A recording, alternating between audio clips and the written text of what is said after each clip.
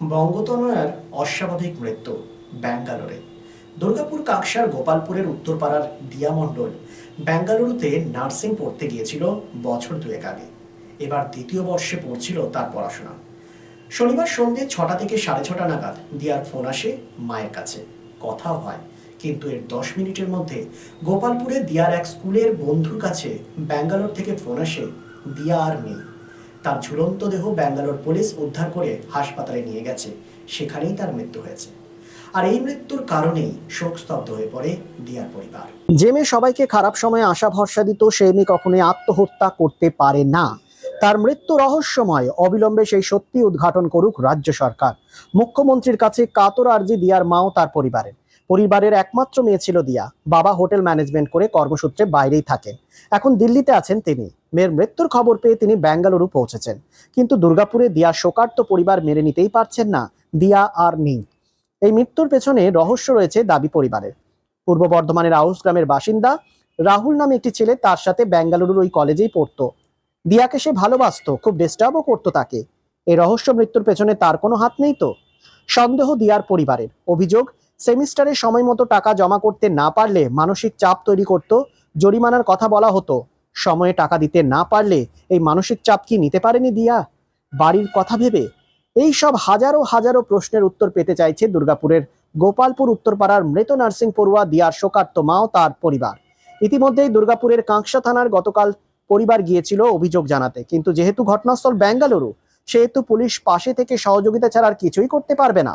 মুখ্যমন্ত্রী মমতা বন্দ্যোপাধ্যায়ের কাছে তাই দিয়ার শোকগ্রস্ত দিয়ার পরিবার। পাড়াপড়শি থেকে শুরু করে আত্মীয় স্বজন সবাই বিশ্বাস করে উঠতে পারছেন না দিয়ার এই রহস্য মৃত্যু। যোগা তীরন্দাজি থেকে শুরু করে সব ক্ষেত্রেই পারদর্শী ছিলেন দিয়া। গোটা গ্রাম এখন শোকে আচ্ছন্ন দিয়ার রহস্য মৃত্যুতে। এসবিএন, দুর্গাপুর। আমার মেয়ে ব্যাঙ্গালোর গেছিল পড়াশোনা করতে। কি পড়তো? নার্সিং। কবে গেছিল? কতদিন হলো? ও 1.5 বছর হয়ে গেল। তারপরে হ্যাঁ। এসেছিল, ঘরে এসেছিল? হ্যাঁ, ঘরে এসেছিল। কবে এসেছিল? এই 13 তারিখে বাড়ি, 14 তারিখে বাড়ি এসছে, আর 28 তারিখেও চলে গেছে। কি জানলেন কালকে ফোন যখন এলো? আমি ফোন করেছি 10 মিনিট আগেও আমার মেয়ে আমার সঙ্গে কথা বললো। গতকাল? হ্যাঁ। তারপরে আমি পরে তখন 8টা, 8:30 হবে, তখন আমার কাছে ফোন এসছে, দিয়া এরকম মারা গেছে। এরকম করে কি করে আমি জানি না।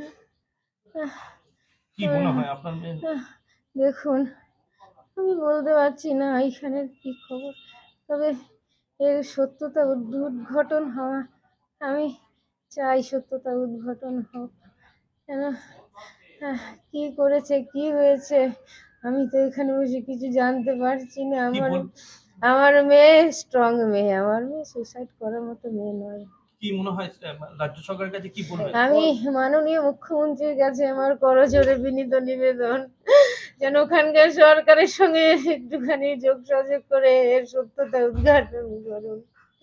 এই বিনীত অনুরোধ আপনার কাছে করছি, না হলে এরকম কত মেয়ে ওখানে ঝরে যাবে। একটু দয়া করুন, আমার মেয়ের আমি ন্যায্য বিচার চাই। কি মনে হয় আপনার মেয়ে সুসাইড করতে পারে? না, আমার মেয়ে সুসাইড করার মতো মেয়ে নয়। কি মনে হয় মেরে দেওয়া হয়েছে? মেরে দেওয়া হয়েছে না কি হয়েছে আমি তো ঠিক জানি না। মৃত্যুটাকে মেনে নিতে পারছে না, আমি ওর মৃত্যু মেনে নিতে পারছি না।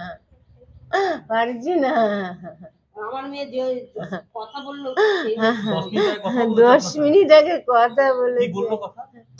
ওই বললো আমার একটা, আমি ওকে ছেলে ডাকি, ওরই বন্ধু, ওখানে পিসিমশাইয়ের বাড়িতে এসছে। ওকে বললো, মা তুমি আকাশ এসছে, ওকে একটুখানি চাউমিন করে দাও। আমি বলছি ঠিক আছে বাবা, চাউমিন করে দিচ্ছি। ও চাউমিন খেয়ে বেরিয়ে গেল, আর সঙ্গে সঙ্গে একটু পরে গিয়ে আকাশ আমাকে ফোন করেছে, কাকিমা দিয়াকে ফোন করো তাড়াতাড়ি, কি যে একটা হয়েছে। ফোন করে আর ফোনে পাইনি আমার মেয়েকে। ওরা বলছে হসপিটালে নিয়ে গেছে কাকিমা, দিয়া এরকম হয়েছে, গলায় এরকম ওড়না জড়ানো ছিল, কি করে হলো ওই বেডের মধ্যে। বল আমাকে। ওই যে রাহুল কি ডিস্টার্ব করতো? হ্যাঁ, রাহুল কি বলতো? রাহুল ওকে উল্টো পাল্টা কথা বলতো।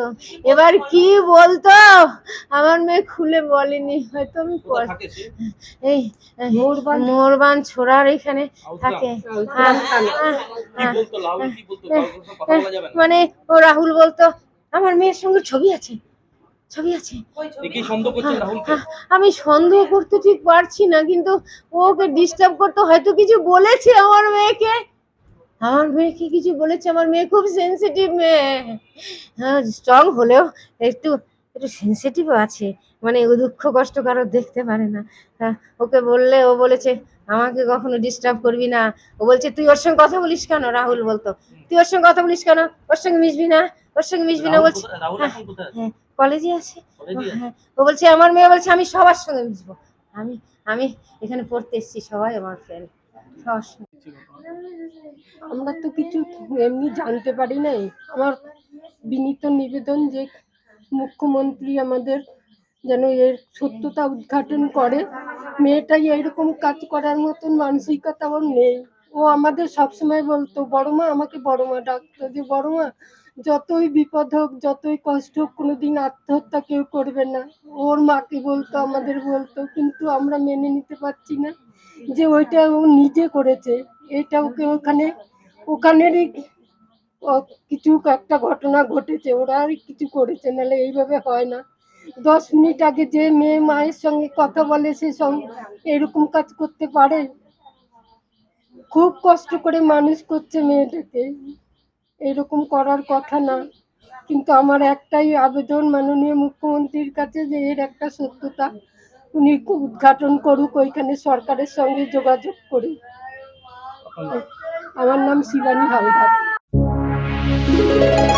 Lifeline Multi-Speciality Hospital boasts 500 beds across 160,000 square feet of build-up, featuring 7 advanced operating theatres, a digital cath lab, a state-of-the-art emergency and trauma unit, and a next-generation 3D MRI amongst a comprehensive basket of services. Renowned super specialists from premier institutes deliver top-tier care, supported by digitalized integrated healthcare for seamless coordination. Lifeline prioritizes innovation and patient centricity, ensuring comprehensive top-class services. So for premier medical treatment, visit Lifeline Multi-Speciality Hospital, Kalipahari, Asansol, NH2 District, Paschim Bardhaman, West Bengal. Furniture World, one-step solution at Nordin Road, opposite Shoni Mandir, GT Road, Asansol. Furniture ওয়ার্ল্ডে আপনি পাবেন all types of branded furniture. রয়েছে quality wooden divan, steel divan, branded dining table, sofa set, আলমিরা, wardrobe and so many household furniture. Furniture World, the name you can trust with quality, quantity, true value and after sales service. সুতরাং দেরি কেন? আপনার মনের মতো জিনিসটি নিতে আজই আসুন আসানসোলের বৃহত্তম শোরুম 12,000 স্কোয়ার ফিটের ফার্নিচার ওয়ার্ল্ডে। Furniture world, GT Road, opposite Shoni Mandir, Nordin Road, Asansol.